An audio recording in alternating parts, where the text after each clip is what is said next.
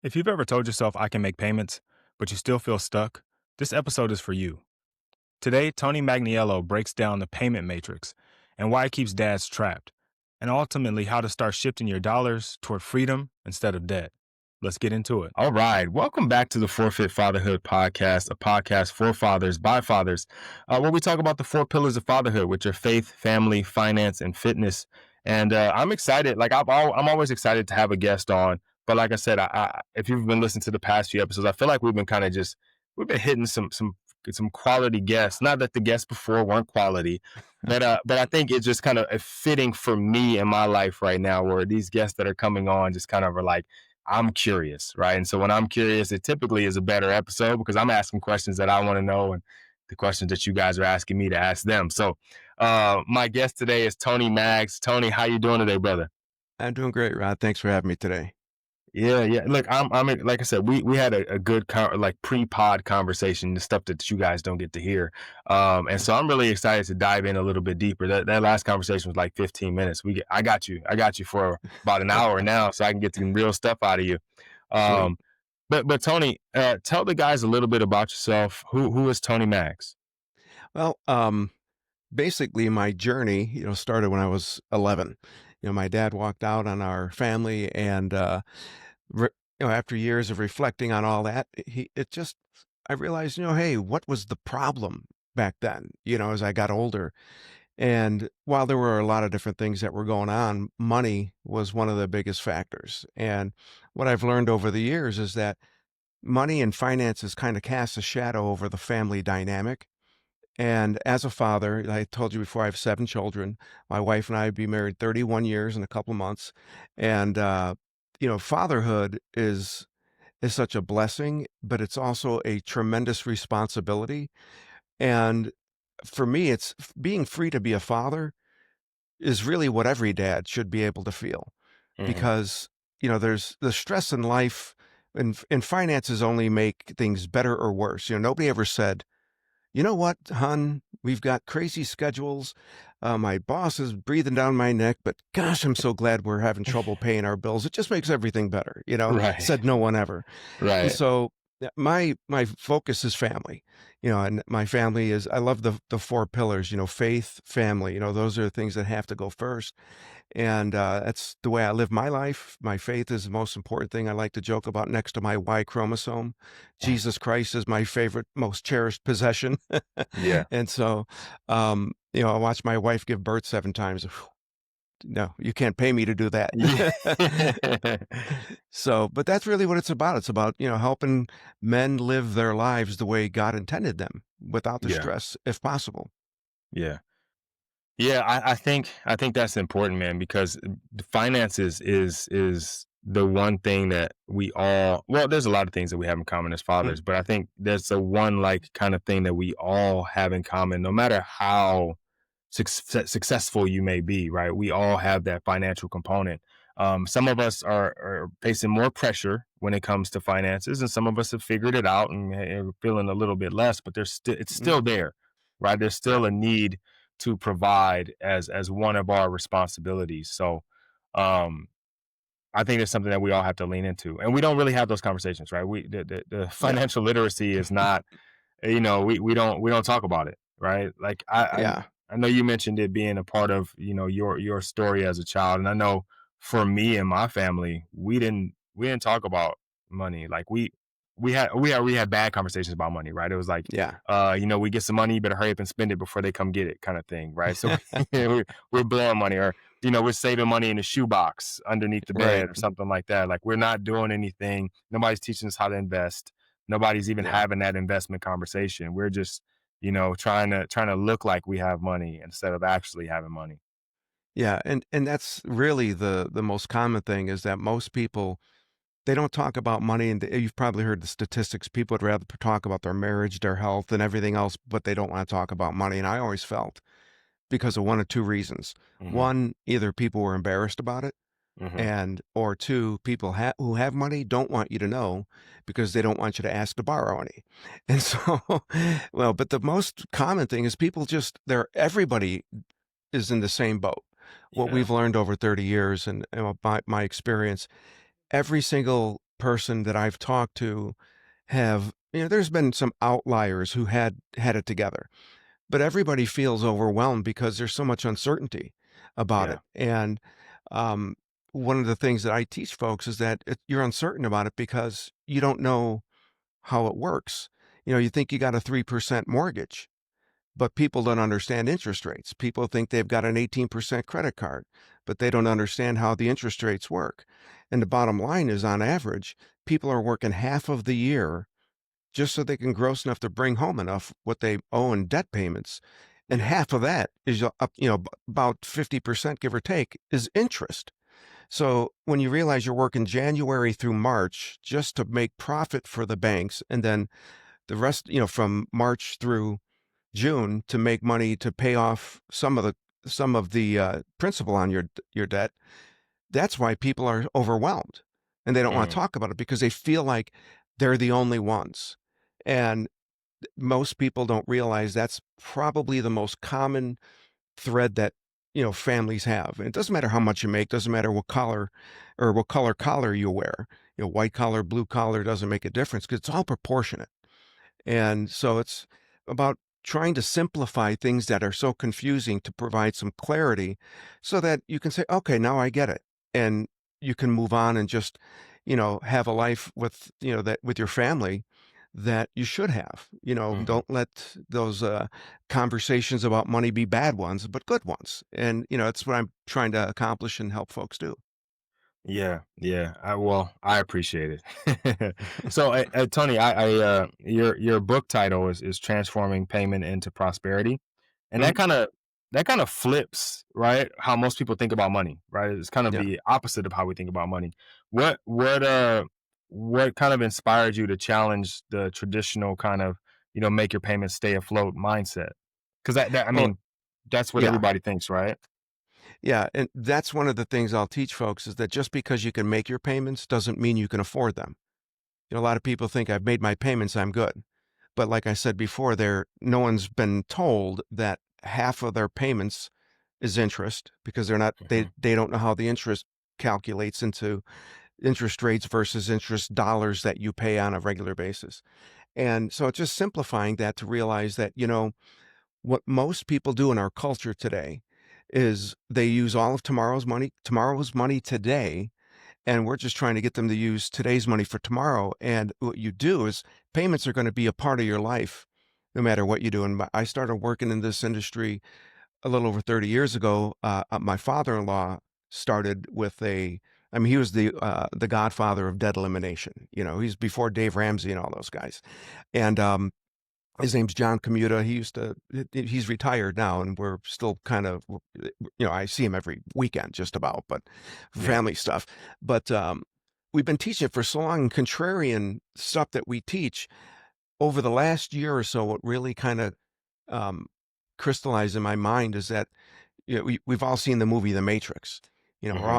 People are plugged in. And I realized that what most people are is plugged into what I call the payment matrix. And, it's like I'm not Lawrence Fishburne, a nice, distinguished looking tall guy. I told you before, I'm just some short little Italian throwing red pills at everybody I can. But it's just about helping folks realize that once you understand the simplicity behind money, then you can realize, okay, this is the clarity I needed to be able to understand what I can expect. Most people have challenges with what their expectations are. Like, where will you be in 10 years? I have no idea. And where were you over the last 10 years? Where did all that money go? If you could afford those payments, you'd be sitting on a pile of cash. So where'd it go? And so because payments are important, what we do is we help to teach people that it's not the payments that are the problem, it's who you're making them to that you have to change. And that's what we Mm. are focused on. Okay. The Matrix is one of my favorite movies, so I'm glad Yeah. that you make that reference, right? The payment matrix, and we kind of talk about like the Matrix and kind of the modern financial life being very similar. Mm. In the Matrix, right? The goal was to get unplugged from the Matrix. Right. It, what do we need to do to get unplugged in the financial space, right? Because we're all kind of victims of the system, right? Like this is just Mm. because we don't know any better, right? We're just Yeah. doing what we and even what you just said is like we're paying the wrong people. Like what is all can you unpack some of that for us? Yeah, sure.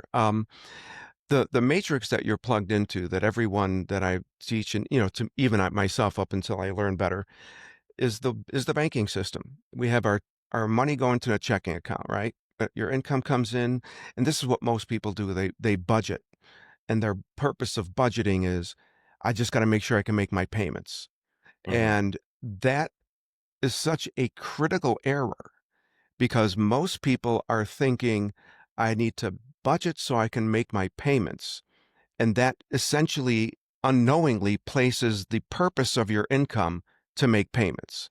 mm, And what I've been teaching people is the purpose of your income needs to be to replace your income because we're not getting any younger. We mm, don't get more energy as we get older. And so when you look at it, wait a minute, how do I take that number at the bottom of the budget, the whatever's left over? How do I use that to replace the number at the top? And it's not by chasing, mutual funds and stuff like that. I won't get into all those gory details, but, we've seen the market corrections over and over again. And mhm, so it's just the race of the tortoise and the hare, and realize that the banking industry serves a purpose, but we have to unplug from that into a different industry, a different platform that allows us to use the dollars we have on deposit for more than one thing at a time. And that's where, you say, I got this dollar, I can either spend it today or I can put it away for tomorrow.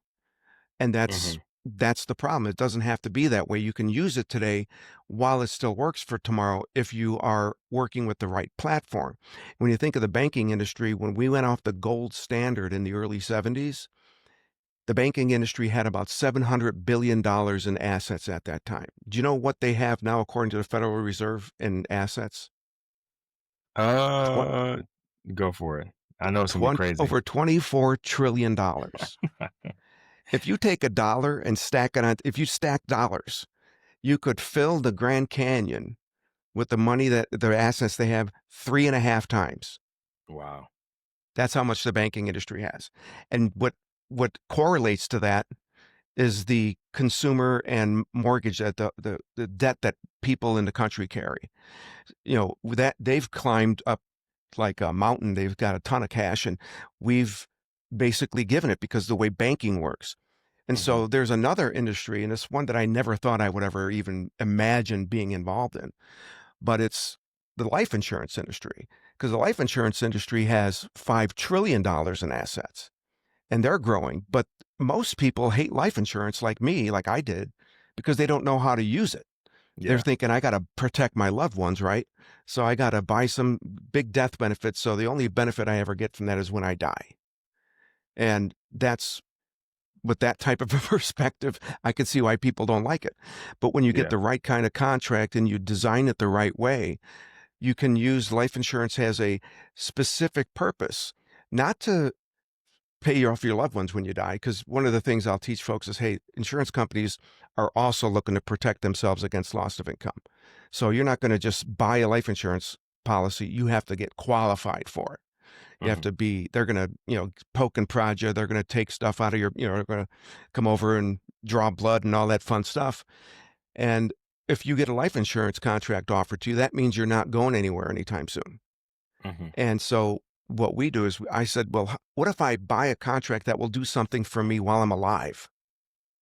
And that's what we do. We strategically use your premium dollars to put into account that you can use for today and tomorrow.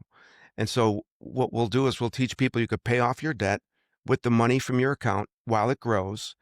And by the time you're debt free, like there's a family I put together based on all the research I've done. They pay off all their $250,000 in debt in 9 years and 3 months. They have $67,000 in their policy by the time they're debt free. And then by doubling down on that platform, they got a $1.4 million in time for retirement.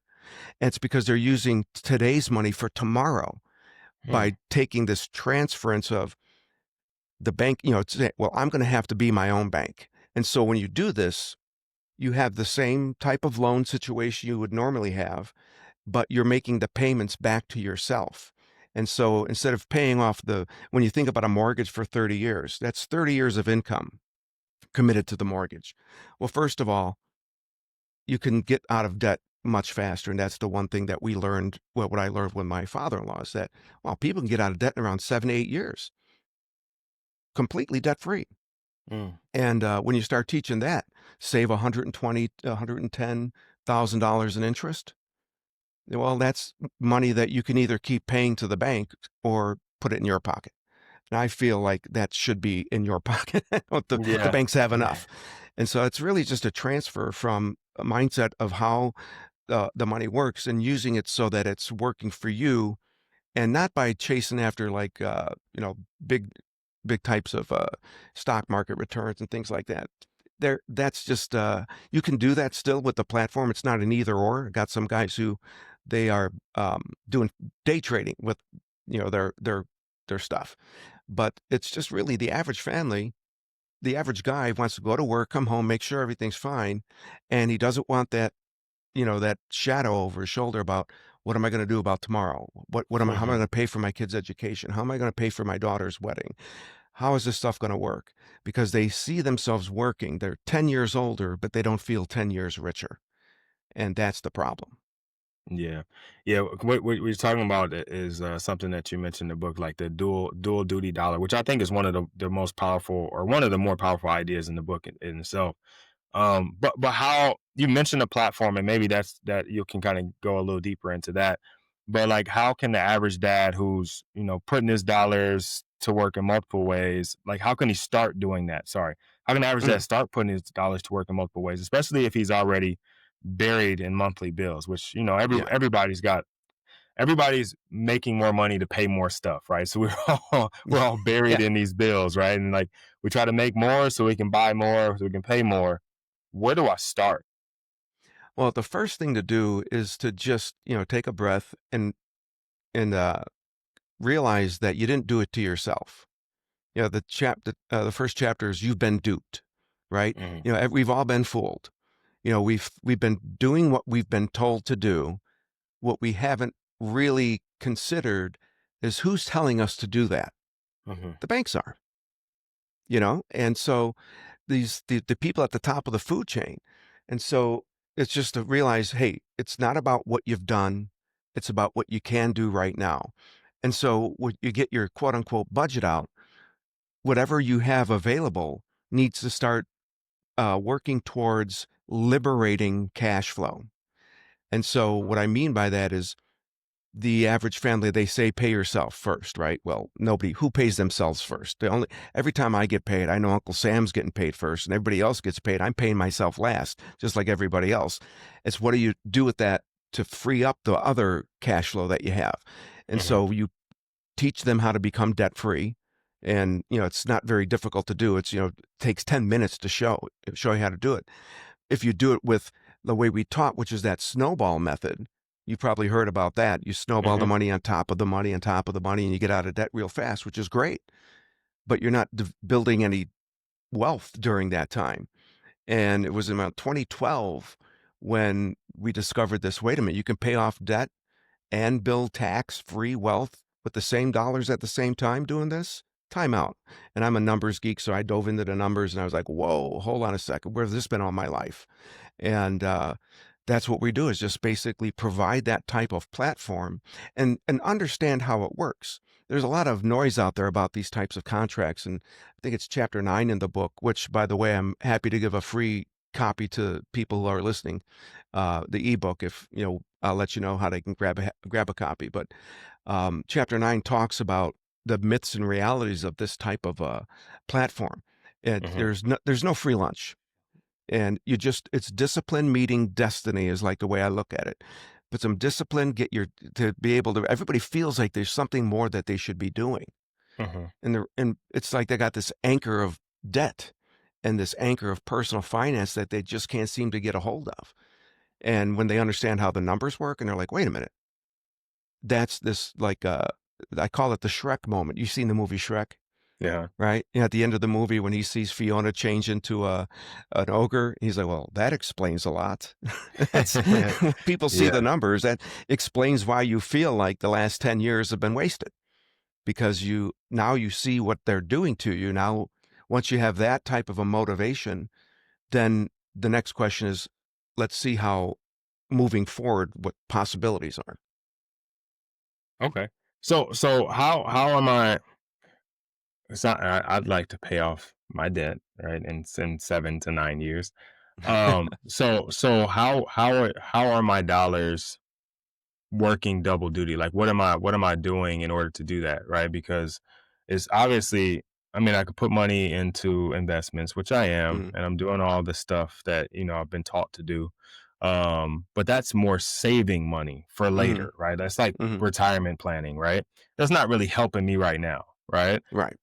And so what is it that I should be doing differently?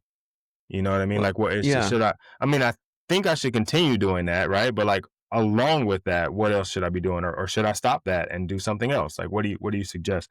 Or what do you think? My focus is when I look at cash flow. I think in terms of cash flow. I don't think in terms Okay. of budgeting, because Okay. budgeting is just stagnant. It's like this is what's coming in, this is what's going out, this is what's left over. What am I going to do with what's left over? I'm like, Yeah. time out. Hold on a second. How much of that is debt payments? How much of the numbers in between the bottom and top numbers? How much of that is mortgage, cars, credit cards, student loans, whatever? That amount of money, if the question is, imagine if all that money was yours, Hmm. what would your life be like then? Totally different. Imagine if you could use the money that's left over to liberate that money. Yeah. That's really what the focus is, to make sure that the cash that's flowing through your personal finance right now, your situation, it's all flowing in and out, and you got some drips left over, but thousands are going out to banks. And so we're like, they don't deserve that money. Hmm. Especially, you think you've got a 18% credit card. That credit card's probably costing you every month about 48 to 52% interest when you actually make the payment. The Hmm. mortgages, because the way amortization tables work, a 3% mortgage in the first 7 years, you pay 48% of your dollars are interest. See, Hmm. nobody understands that. A numbers geek like me, I look at that and go, whoa. And I look back and, man, I wish my dad and my mom knew this stuff back then, because money was a big issue for them. Hmm. And a lot of people think that it's funny, if you won $2 million or $3 million, you'd be thinking it was great. But Yeah. that's what the average individual is going to generate over their working lifetime. And they don't look at their lifetime value. And let me ask you a question. I think we may have did this before, but when you think about money, what's the first thing that comes to mind? Well, spending it, but but, like I think, other than like, money in, money out, I think about like things that I could do with money, like things that I can acquire, right? Yeah, and what what I like to help people get a picture of is between now and whenever retirement is, 65, 70, whatever that is, no matter how much money you make, whether it's 50 grand a year or 500,000 a year, you're going to make a finite amount of money during that time. The question is, how much of that are you going to keep? Hmm. And that's the thing, is that we are not looking at the bigger picture. We're looking at it daily, weekly, monthly, and yearly. And when you think back on the last 10 years of how much you've brought home in income, you're talking the average family's bringing home hundreds of thousands of dollars Hmm. in every decade. But they don't feel like they're halfway to being a millionaire because they've spent it all without knowing how the system is rigged to drain the wealth right from under their noses while Yeah. making them feel like they'll never make enough. And Yeah. with the more money you make, the more you pay the banks. And that's the payment matrix. And that's why we're like, time out. First of all, realize that that's the illusion.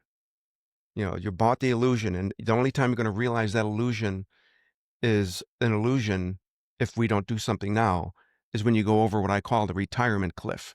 The only problem going over the retirement cliff is that you don't die. You just have to keep working until you do. Yeah. And that's not fair.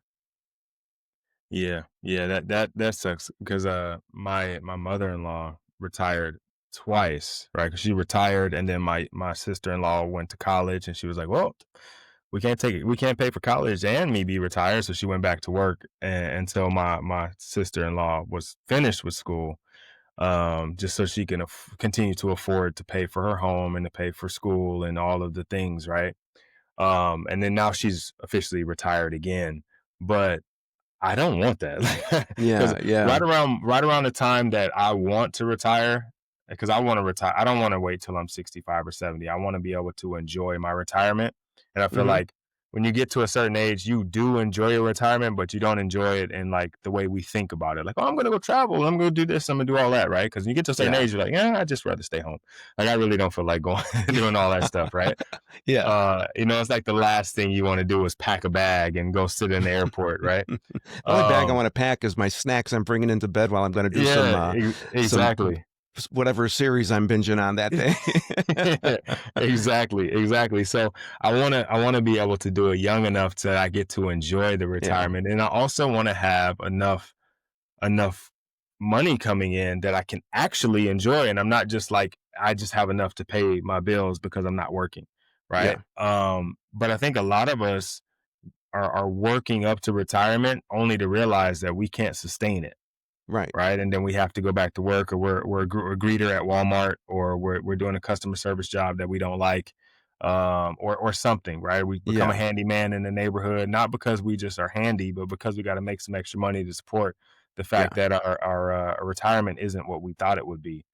And so leaning into that and understanding, I'm only 42, so I've got some time ahead of me, but I want to start, kind of having that laid out. I think both my girls are going to go to college. One of them wants to go to an Ivy League school.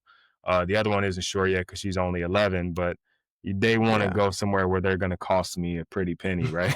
You So livers regenerate, so if we start shaving parts of our liver off and growing them in a Petri dish. yeah, it's time to start donating some stuff, man. And me and my wife talk. We're gonna downsize because we don't need this big house once they're gone, and there's gonna be some money there. But there's like, I just want to be in a position where I'm very comfortable, right? I don't want to Yeah, get into a point where I've worked my whole life to get there, and I've provided for these kids, and I've done all the things, and now when it's back to just me and my wife again, we're like, all right. So we're gonna have sandwiches for the next few weeks because yeah, this is all we can afford right now because we're on a fixed income. You know what I mean? yeah. And that's like I said, that's the reason why I teach. Just because you can make your payments doesn't mean you can afford them. Everybody's making their payments or coming close to it, maybe running a little bit behind. But when you consider the amount of energy, physical, mental, emotional energy that is expended by the average person just to make it through the month, and then you realize that months turn into years, years turn into decades. And like you said, then you're like, I remember a few weeks back, I was coming out of the grocery store and uh, the guy who bagged my groceries. Yeah, he bagged my groceries and when I paid my bill and whatever. And then as I was walking out, I saw him outside leaning against a wall smoking. He must have been in his late 60s. And all I could think about is, I know he wasn't 40 years old saying, you know what I want to do when I'm 68? Yeah. Bag groceries at Safeway. Nobody does that, but it just happens. And Right. that's the thing that we're trying to help people avoid, is that there is a truth about how this stuff works, and it's not as complicated as you think it is, because that's when it's complicated, that means the person that's the payment matrix math. I call payment matrix math is the stuff that makes your head hurt, and so we need to get unplugged, transition by taking whatever we have left over and using that to rescue the cash that we're bleeding, the hemorrhaging out every month into debt payments. And then realize that once you do this, years down the road, maybe your income has grown, so you have more money, but you're on this platform. You want to buy a car, you go log in, money hits your account, go pay cash, pay yourself back. And then that money, not only did it pay for the car, but it's growing while you used it. And in the example I've used in the book and in a video that I created, you buy a $30,000 car at the end of the 5 years, you got the car and 2,600 in profit. Hmm. And that's when the money's working for you. That's when you're using today's money for tomorrow. Because right now you're saying to the bank, yeah, I'll give you 30 years of my income for the next, 3 decades to pay for this house. And they don't, people will say, yeah, I'm paying 2 to 3 times as much as my house. an investment, the biggest investment you're going to make, and that's how it works. I like to joke about how, hey, Rod, if I told you if you give me $1,900 a month for the next 7 years, I'll give you back 20 grand. You ready? You ready to do that? You'd look at me, you'd shoot Yeah. me. Yeah. You'd be like, you want me to give you $1,900 every month for 7 years, and then you're going to give me back 20 grand? That's what a Yeah. mortgage Mm, is. In mm. the first 7 years of a mortgage, a $300,000 mortgage that's just a little over 6%, you put $1,900 a month away, put it towards a mortgage. You know how much equity you get out of that? It's about a little less than $20,000. You tell Oh, wow. me why the SEC isn't coming down on the mortgage industry. And that's Yeah. supposed to be good debt. They tell you that's good debt. If that's good, then what the heck is the rest? I mean, yeah, maybe you can, and I've run the numbers on this again, like I said, I'm a numbers geek, but you'd have to have the house appreciate about 5% every year and then sell it at market value just to break even when you consider Mm. all the money you put into it. That doesn't sound like good debt to me. What No. does Yeah, sound yeah, I like was gonna good say. debt is the debt that when you get yourself out of it and you start building a pile of cash. And that's the thing about these contracts is that you're not buying death benefit. The thing about a life insurance contract, when you do it right, is that it's all tax free because there's only two ways to protect your money from taxes. Qualified plans like 401ks and stuff where you can't get to it while it's growing. You can max it out. Most people become debt free. What are they going to do with $2,000 or $3,000 a month? You're going to put it in the market? No, you put it in with the right kind of contract, the right kind of company. And these things, like I said, in, they will have, the life insurance industry will have $7 trillion, enough to fill the um, uh, Grand Canyon. And the thing is, with that platform, is you are buying into that. You're partnering with them with the right kind Mm. of setup. And at the same time, when you do get old, this is the way most people don't like to think. Talk about retirement. Um, we want to do the best we can for our kids, but one of the things we don't want to do is when I'm 75 years old, I don't want my kid having to pay my bills. We don't Yeah. want to be a burden. Yeah. So, and it's not for lack of generating wealth. That's the key. People don't realize that they're wealth generators. The only challenge that they have is they're plugged into a system that does not allow them to become a wealth accumulator. Mhm. And so we want them to make that transformation from just generation to accumulation. And it just starts with understanding how these numbers work. And it's not real complicated and saying, whatever I have left over, I'm buying back my life. I'm buying my debt. And I'm going to be in debt to myself because I owe it to myself. And Yeah. that's a transition I'm going to make. And from there, that's where clarity and confidence begins to replace the stress and uncertainty. Okay. All right. So you've mentioned contracts and life insurance, and I'm assuming that's also what you mean when you say platform.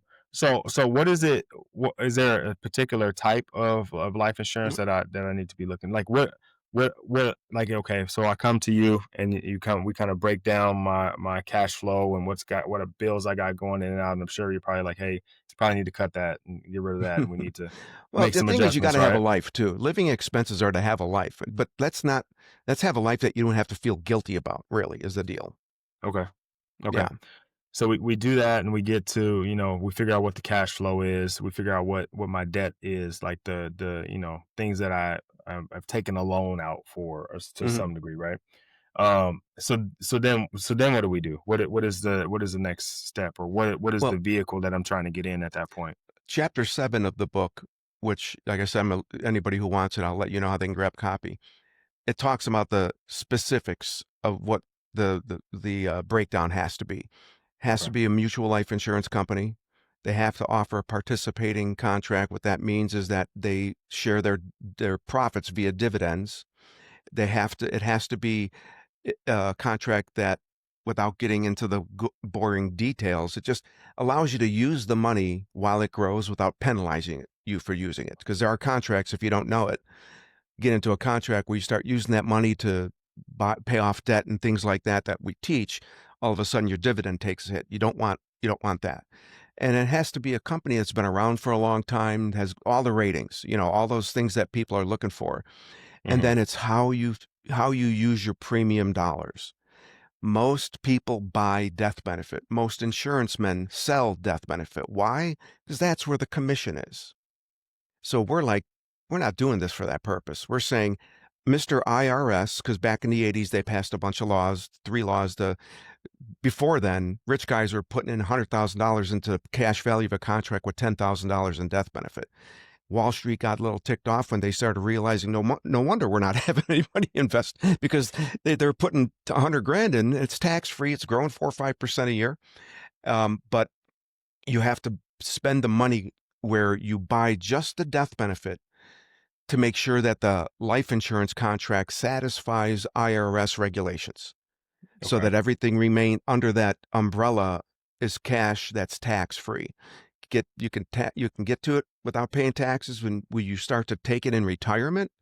Like I said in the book, the family that I put together, they're able to take $80,000 a year in tax free wealth into their 90s. Hmm. And so No. it's the thing is, it starts, the sooner you start, the better, because it's like that cliff is coming.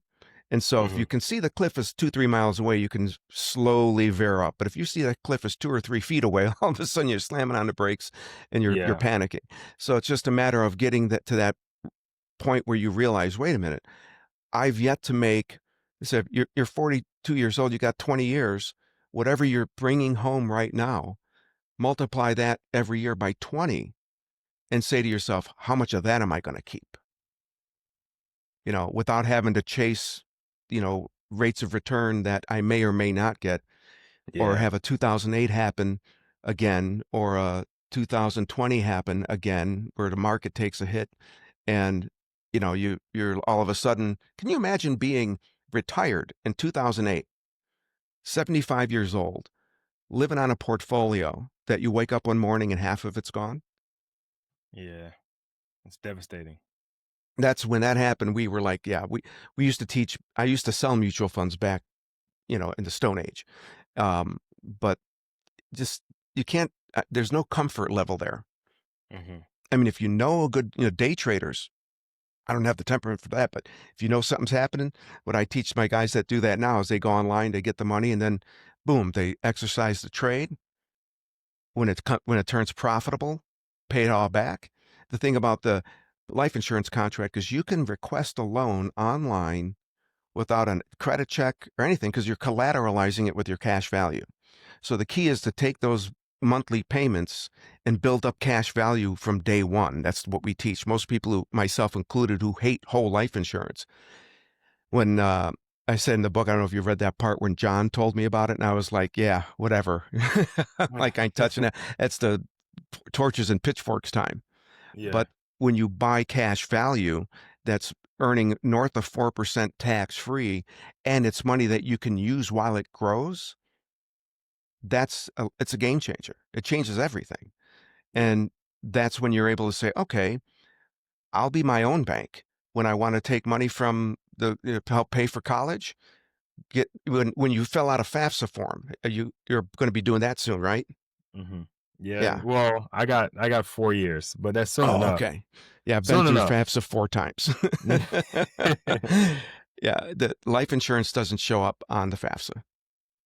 When Okay. you put a 529 plan together for your kids, Yeah. that there's the student index something or other, I forget what it's called, but the FAFSA essentially, my opinion, penalizes parents for getting ahead of the game, because now you show them you've got $40,000 for junior's college fund.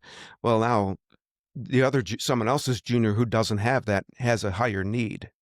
Well, if you have Yeah. $40,000 in your cash value, that doesn't show up on the FAFSA. Uh, And a 529 plan, when my son was in California, when I wanted to fly him home, I had to pay for that out of pocket, because I didn't know about that stuff. We didn't know about this platform when they were young, back in the early part of the new millennium. yeah. And I had to pay for it out of pocket, where when you use the money in your cash value, use it for whatever you want. And then as you pay it back, it's still growing. So Hmm. like in the book, you take out 40 grand for junior. maybe he pays you back and you give him, there's things you can do. I won't get into all that right now. But the difference is you're using your retirement funds for things that your family needs, but it's still working for your future. And you're going to be treating it like any loan that you take out from a third party anyway. Pay it back. The difference is you're paying yourself back, and it's building this big nest egg for when you retire that you can draw on tax free at any time, at any purpose, without going through anything other than getting online and filling out a few forms. Okay. So I have two questions from that.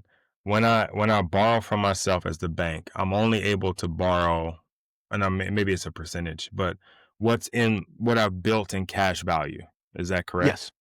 Okay. Yes. All right. So if I've built up $10,000, I can borrow $10,000, but Yes. the contract still is whatever it was, and so it's still growing based on what it was, Right. regardless So of if as I an have example, like 10,000 is in there or in not. a debt elimination type plan, what we Hmm. used to teach people is take whatever it is, put it on top of one of your debt payments, and then you pay that debt off really fast. Just snowball it, right? And then you snowball that payment plus what we used to call the accelerator margin, that extra, and you snowball that onto another debt. And before you know it, on 7, 8 years, you're debt free. But all that money during that time is gone because it went directly to the creditor. So instead of snowballing it into your creditor payments, we snowball it into a cash value of a contract. So essentially, you start to plan, and this is what I've set up for tons of people. You start to plan after the first year, you borrow from your cash value, pay off whatever debt you can, and whatever debt that was paid off, those payments now start paying back the loan you just took out. Cash flow stays the same. But what's happening internally is you're snowballing the money into your cash value. And when you become debt free, you're sitting on a pile of cash on top of all the extra money you have coming in every month. And that's the difference, because before you snowball Okay. all that money to the creditors, and now you're like, all right, now I got to start saving for tomorrow. And you lost 7, 8 years of time value of money, which is huge. And I'm sure you're familiar with that. And that was the one thing that never sat well with us. And one of the biggest objections people had is, but then I can't start saving for my retirement. Well, now you're killing two birds with one stone, and the death benefit does grow. And here's the thing. We front load the policy so that you can live off the cash value in retirement, turn the premium off if you want, and still have a death benefit. So you're able to spend money guilt-free, because you're able to spend the cash value as you're in your retirement. And as you do that, you're still going to have a death benefit left over for whomever you're going to be left behind, as opposed to, putting it into some type of Roth IRA or this IRA, and you try to buy a life insurance policy at age 60. See how much that thing's going to cost you. But when you do it this way, the money is growing so quickly and so well that it's paying for everything, including your supplementing your retirement and your death benefit. Okay. All right. So this sounds like a no-brainer, right? Like, but I think the reason more people aren't doing it is because more people don't know, right? Or more people Yeah. have been told something about this. Like, there's some myths, and there's like scariness about all of it, right? Which I don't know that I understand, because the more I hear about these kinds of life insurance things, the more it just like, why aren't more people doing this? And well, first of all, why aren't I doing it? And this is something that I need to get on ASAP. But I feel like, one, I just never heard of it before, and so there's that Yeah. that spookiness of it, because everybody has been, my whole life, that has talked about finances has talked about, saving, and then we ran into Dave Ramsey at I think it was, I want to say, like the year before my daughter was born, so 2011, and we're snowballing, we got money in envelopes, and we're paying cash, and we're doing all the things, and that worked, and we paid some stuff off and paid some stuff down, and so that was a thing. But nobody that I know was saying, hey, there's a better way to do it, and Yeah. you can kind of kill two birds with one stone, right? Yeah. Yeah. And so hearing this, sounds foreign. I've heard it a couple times now to the point where like I gotta make some moves, right? Um, and I got, like I said, I got two girls who want to spend my money as much as they can. Every time I look up, they got something. Matter of fact, my daughter, before she left to go to school this morning, she's like, "Oh, I forgot to give you this yesterday," and it was she had to order some stuff for softball. It was like $126. I was like, "Bro, you didn't, you weren't gonna ask me? Like you just knew I was gonna have the 110. I just wasn't gonna have the money to give you. Like what's like, what's going on here?" But Yeah. that we've created a life for them that feels that way, right? Yeah. And so I want to continue that, but then also I want to enjoy, my life later on. And so I Mhm. do need to get some of this debt off the table in order to be Yeah. able to do that. And if I can build wealth along the way, I think that's like the icing on the cake, right? Yeah. And that's really the game changer for us when we learned this. And then once I got over the angst that I had about whole life insurance, because I mean, when John said whole and life in the same sentence, my everything just shut down. But he's my father-in-law. I love him to death, and I'm like, we get along really well. And so I was just being respectful and listening. But in the back of Hmm. my mind, I'm like, man, dude, you never sold life insurance, because I did that back in the 80s and 90s. I sold life Hmm. insurance, and I'm like, you have. And when I got out in '94, and I promised myself I'm never going to sell life insurance again. And then when he came up with this thing, it was like almost 2 years before my thick Italian skull, he got through to it, because he said, wait, we can teach people how to pay off debt and build wealth with the same dollars at the same time. And that's when I was like, time out. That makes no sense to me. And that's where I took my That's how red you do pill. And, you it. know, like when Neo wakes up and he's like, "Why do my eyes hurt?" And Morpheus says, "Because you've never used them You before." never used them That's kind of before. what people Yeah. start to they see this stuff and they're like, "How come I never saw this before?" And that's what it's about. Yeah. So we spent a lot of time, rightfully so, talking about finance, but I like to shift back to fatherhood. Yeah, And the title of your book is to transforming payments into prosperity. But what does prosperity really mean to you, and how do you define it, like beyond money, maybe into yeah. family or legacy or things like that? To me, it's peace of mind. It's knowing, like, I mean, we live a life that um it really motivates me to do what I do, Hmm. because it's very rare when, I mean, I have 7 children. My 4 oldest, 3 of them are in the workforce.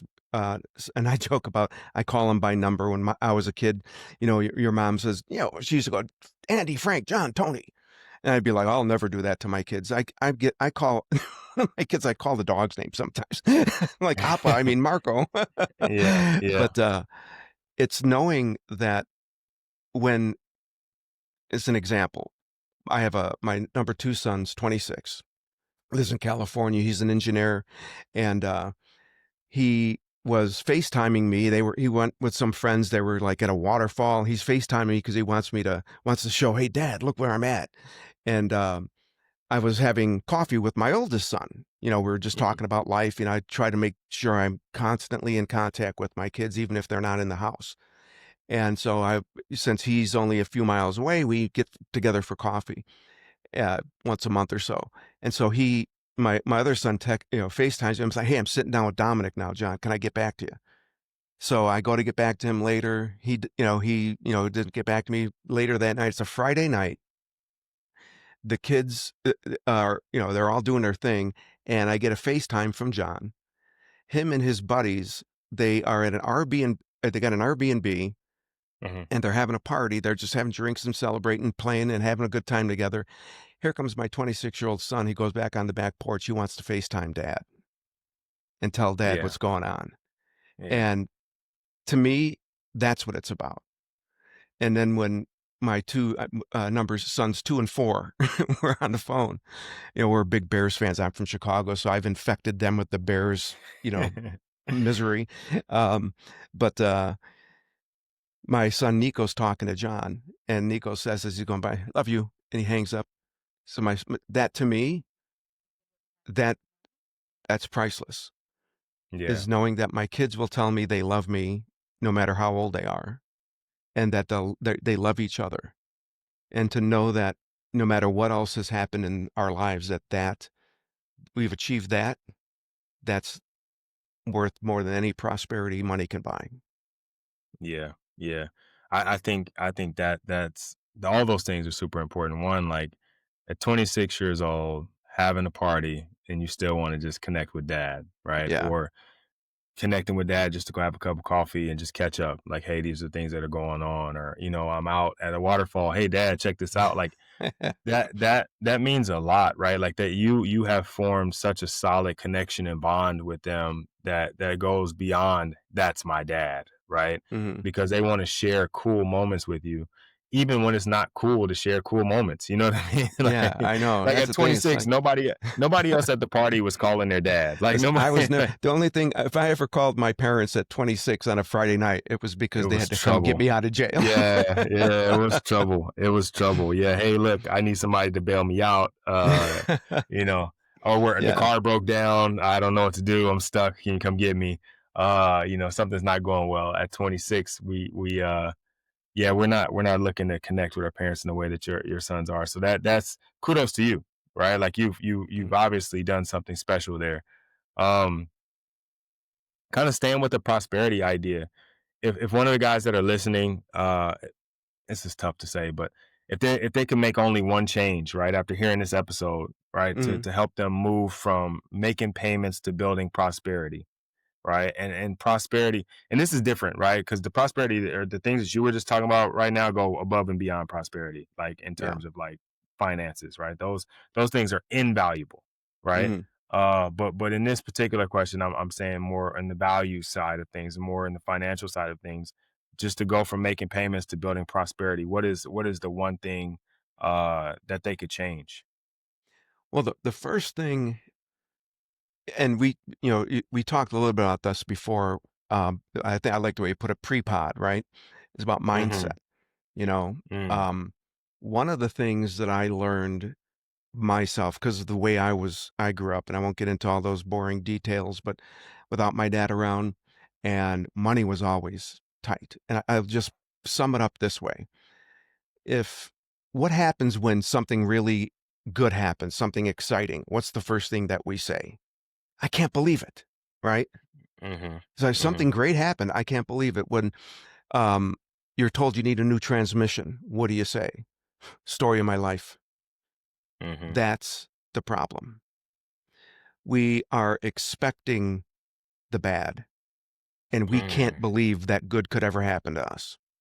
yeah. And, when it comes to faith, Jesus was very clear. Whatever you believe in your heart, it will be done for you. And most of us take it that, "Oh, it means I got to believe for all these things that I want to change."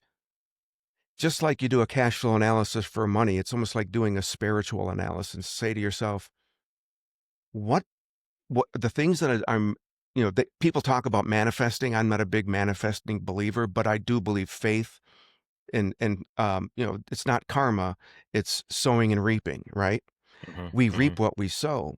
But most of us don't understand that we're sowing a poverty mentality. If Mm, you can't believe good things will ever happen to you, then you're truly believing, like Jesus said, in your heart, that you should just have all the bad happen. And yeah. take stock of that and see, like, wait a minute, am I not created in the image of God? Did he not say that he loved me enough to hang his son on a cross for me? Yeah. That's most of us don't take the time to take mental stock and hold ourselves accountable in a good way and see ourselves through the eyes of our creator, of our savior. And Mm-hmm. that's the thing, no matter what prosperity you think you can have, one of the things I encourage all my kids to do, and everybody, all the men, is that you've heard the term, I need to have some me time, Mm-hmm. right? I don't want to be alone with myself. Why would I want to be alone with myself? I want some he time. I want to be alone with Mm, him. Every morning, I make sure I'm up for, you know, no one else is awake. I get up and I just sit with him for as long as I can.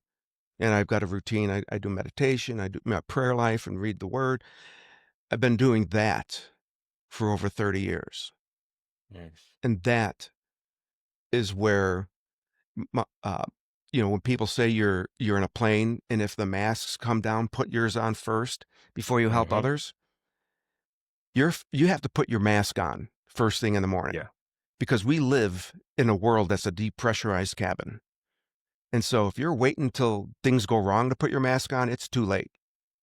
You Yeah. better put that mask on before you see anybody else. I mean, you I feel so blessed that I'll wake up in the morning and I'll have praise and worship songs in my mind. I'll just have them singing through my head, and the he time for men is critical. You can't expect to have anything good happen to you if you're not putting that first. That's Yeah. the first thing I would have to say above anything else. I love that. I love that. And that's for anybody in any situation, right? Whether it be a Mhm. financial or a fitness or a faith, like your faith, regardless of what that means to you, right? Because everybody has their own beliefs, and that's a whole nother conversation for a whole nother Yeah, time, right? right. But whatever that is, whatever that higher power is, that thing that's bigger than you, if you don't have a connection to that, right? That thing, that entity, that deity leads, guides, and directs your movements, right? It's your moral compass. If you don't check the compass daily, you'll get Yeah. lost. Right. And, Mhm. and and I think we miss that, right? A lot of times we just get up and we go, right? And we're at the mercy of the they say mercy of the court, like we're the mercy of the world, Yeah. and whatever's happening, we just open up our sails, and wherever the wind takes us, it takes us. And Yeah. that's Yeah. I think a flawed way to live, because you end up in a lot of situations that you could avoid or that you could handle better if you woke up and, like you said, put your mask on first, right? Yeah. Get I some mean, get some heat you've been time. in sports, right? I mean, you played it in Hmm. baseball, didn't you? You Yeah. know, you didn't just show up at game time. You didn't get out of No, the you car, can't. you didn't just walk out on the field and start playing. Nobody does No. that. And so you're going to play the game of life without warming up? You can't. You're not going to win that way. You know Yeah. what happens when you don't warm up? You get hurt or you hurt others. And it's Yeah. a recipe for disaster. Yeah. Yeah. I agree. I agree 100%. 100%. Um I I this conversation has been really good for me, right? It's been confirming, and hopefully, guys have gained some stuff from this. I can't imagine that they didn't.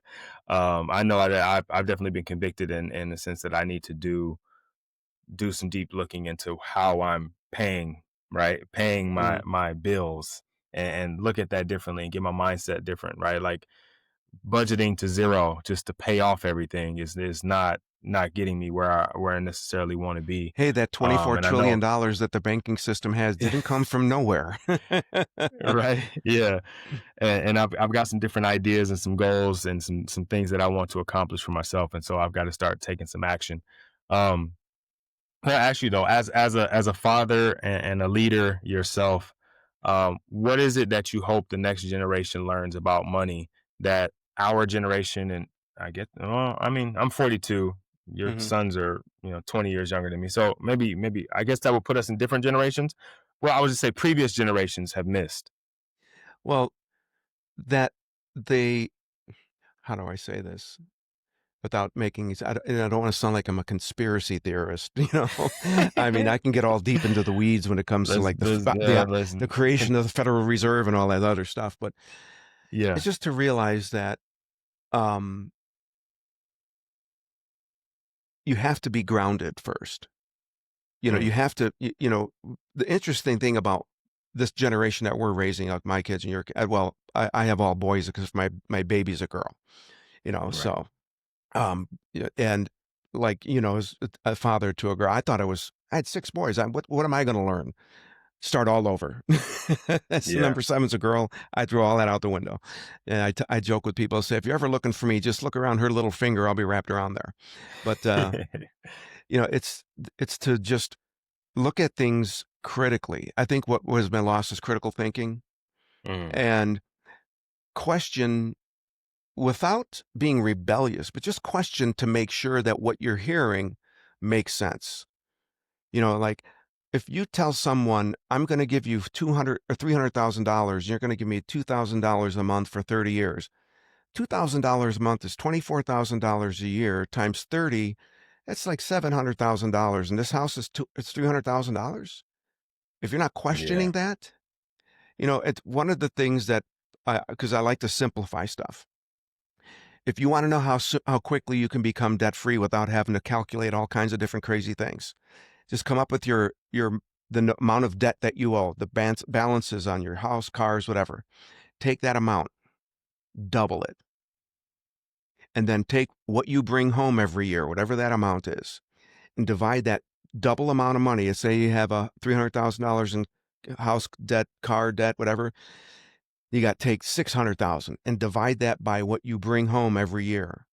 That number that you bring home, once it's divided, is usually going to be around 8 times, meaning in 8 years, you're going to bring home, 8 years, give or take, you'll bring home twice what you owe. Why can't you Mm, become debt free at that time? It's not, how do I get out of debt so quickly? It's, how come you can't? mhm. You're bringing home twice what you owe in less than a decade. So why can't you get out of debt in a decade? Where's all that money going? And Yeah. so that's the first thing when it comes to the kids, is just to realize that the banking system is not there to help you. When they say you have a healthy debt to income ratio, it doesn't mean it's healthy for you. It means it's healthy for them. And use them when you need to, but build your platform. Like I got my kids starting early. They're building their banking platforms so that they can be Mhm. their own bank in the future. And it's just to get them to understand the money game is just that. It is a game. And if you don't know how to play it, Yeah. you will lose. Yeah. All right, man. Look, I sincerely appreciate this conversation. Me I too. know that you mentioned earlier that if guys wanted to get a copy of the ebook, that you would let us know how to do that. But if guys just in general want to reach out to you, maybe get more information, maybe they want to work with you, or try to figure out how they can, get some dual dollar action. What is the best way for them to do that? Email me at tony@tonymags.com. Okay. TonyMags.com. Okay, that's simple. That's easy. Yeah. Yeah. Okay. All right. Cool, man. Look, Tony, I really, sincerely, and I'm not saying this for the podcast. I'm saying it because I mean it. I would say it if I ran into you on the street. I really appreciate what you're doing, the information that you're sharing, how you're helping, because this is stuff that has been hidden from us, right? Mhm. And a lot of guys have struggled and are struggling, and this could be the lifeline that gets us in a position where we can would change the trajectory of our families' lives, right? And get out of debt and live the life that we want to live. And so I really appreciate you taking the time, because I'm sure there's other people that are in your line of work that aren't writing books, that aren't going on podcasts, that aren't talking to people about this stuff, that are just doing the work and keeping it to themselves. So you're going above and beyond, and I sincerely appreciate you doing that, because it is helping. It helped me, right? And I know the Well, guys that are that's what it's all listening are about. are going to be helped, and so I really appreciate it. Thank you so much. Hey, it's been my pleasure, Rod. Really. And I appreciate Yeah, what you're doing because dads, they need a club. They yeah, need a club yeah, to they need to hang together and to know that they're not alone. That's the biggest yeah. the biggest thing. We think we're on an island, but we got to look around. There's a lot of other guys on that same island. So Yeah, yeah. I yeah, think fatherhood, if we allow it to be, can be isolating, right? Because we feel like all the problems are our problems and all the solutions have to be our solutions. But the reality is fatherhood has no tax bracket, and a lot of the things that happen to you are happening to other people. They just don't talk about them. yeah, And so when we get in spaces like this, or we have these conversations, or you listen to other people having these conversations, you realize, hey, not so different than everybody else, and yeah, it's not just me, and there are people for me to lean on, and iron sharpens iron, and you have a band of brothers that you can depend on and lean on, and if someone's been there before and struggled, you don't have to struggle again. You can learn from Mhm. their mistakes, or learn from their wins, or their lessons, or whatever. And so, yes, super, super important. I appreciate it. Thanks for having me today. I really enjoyed myself. Hopefully it made sense for you today. Yeah, it 100% did, and I know at some point I'm probably going to want to check back in with you once I get rolling, like getting set up and ready to get going. I need to get with you personally, Okay. and maybe I'm not happy on to the help. podcast, but like, yeah, just figure out exactly how I need to set things up. I got to finish the book. I haven't finished it yet, but finish the book, and then I want to check in with you and say, hey, it's time for me to get rolling. Yeah. What are my next steps? Cool. When you're ready, just let me know. That's what I'm doing every All right. day. All right, brother. All right, I'll let you get back to it. Enjoy the rest of your day, and I'll talk to you soon. Sounds good. God bless, Rod. Have a All great right, God day. bless you too. This episode helped you? Send it to a dad who needs it. Subscribe so you don't miss the next one, and leave a quick review. If you want to connect with Tony, email him at tony@tonymags.com. And I appreciate you for listening.